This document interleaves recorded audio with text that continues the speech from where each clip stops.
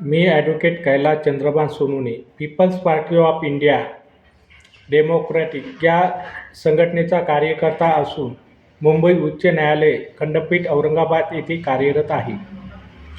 सध्या स्थितीत डॉक्टर बाबासाहेब आंबेडकर यांनी निर्माण केलेली राज्यघटना त्यांच्या अपेक्षेप्रमाणे व त्यांच्या स्वप्नाप्रमाणे चालत नाही व त्यांच्या कळत-नकळत गैरअर्थ काढून स्वतःचा फायदा करण्यासाठी राज्यकर्ते कार्यरत असल्याचे सर्वांना दिसून येते. सदरची बाब ही अत्यंत दुःखद व डॉक्टर बाबासाहेब आंबेडकर यांच्या स्वप्नाचा भंग करणारी आहे. यासाठी माझी आपणा सर्वांना विनंती आहे की आपण सर्वांनी संघटित होऊन राज्यघटनेचा योग्य वापर व्हावा. तसेच या देशामध्ये बहुजनांना न्याय मिळावा यासाठी आपण सर्वांनी संघटित होणे आवश्यक आहे.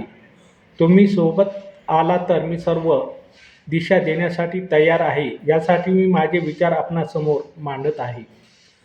डॉक्टर बाबासाहेब आंबेडकर आणि छत्रपती शिवाजी महाराजांनी सर्वांचा विचार करूनच देशावर कार्य केले आहे. सर्वांनी समान न्याय व समान संधी दिलेली आहे. त्यांच्या स्वप्नातला भारत आपल्याला घडवावा लागेल, तेव्हा सर्वांना न्याय मिळेल. भारत देशातील सर्व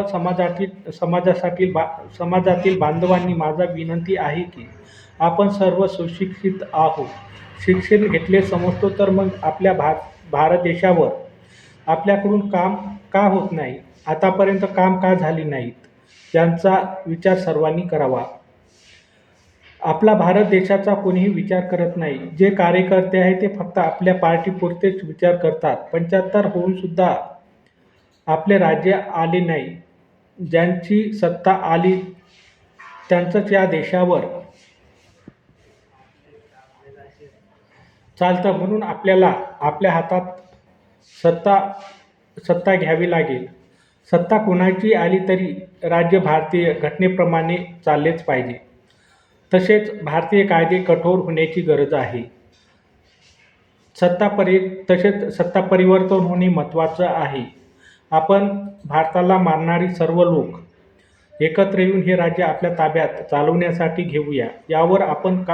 यावर आपल्याला काम करावे लागेल. देशासाठी इमानदारच लोक लागतील, तेव्हाच आपले राज्य येईल. ज्यांची सत्ता आली ते लोक त्यांच्या हिताचे काम करतात.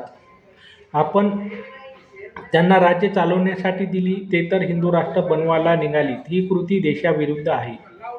आपल्या देशातील कायदे चालवणारे लोक व्यवस्थित काम करत नाही. त्यामुळे आजच्या घडीला गरीब माणसाला न्याय मिळत नाही. ज्याच्याकडे पैसा आहे तेच लोक पैसे देऊन न्याय घेऊ शकतात, परंतु गरिबांना कोणीही वाली नाही. म्हणून आपण जर भारताला मानत असू तर यावर विचार व्हायला पाहिजे. भारतीय राज्यघटना ही सर्वांच्याच फायद्याची आहे. त्यामुळे भारतीय राज्यघटनेवर काम करण्यासाठी इमानदार लोक लागतील. आपल्याला भारतीय राज्यघटनेवर आणि डॉक्टर बाबासाहेब आंबेडकर व श्री छत्रपती शिवाजी महाराज यांच्या विचारावर भारत उभा करायचा आहे. धन्यवाद. आपल्याला जर माझे विचार आवडले तर सर्वांनी कृपया लाईक व सबस्क्राईब करावे ही नम्र विनंती.